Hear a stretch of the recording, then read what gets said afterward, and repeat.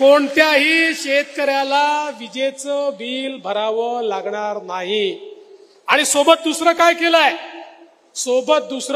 आम्ही सौर कृषी वाहिनीची योजना आणली। महाराष्ट्रातल्या शेतकऱ्यांना 16,000 मेगावॅट वीज लागते, त्यापैकी 12,000 मेगावॅटचं त्या ठिकाणी आम्ही हरित ऊर्जीकरण किंवा सोलर मध्ये कन्व्हर्शन सुरू केलंय, जे 1.5 वर्षात पूर्ण होणार आहे। उलट 4,000चं आता काम अजून चालू करतोय। 2 वर्षानंतर शेतकऱ्यांच्या शेतात जाणारा विजेचा युनिट हा सोलरचा असणार आहे।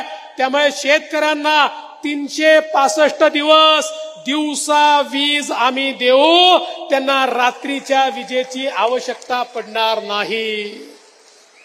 म्हणजे विजेचं बिलही नाही आणि 24 तास तुम्हाला वीज त्या ठिकाणी देण्याचं काम आपलं महायुतीचं सरकार या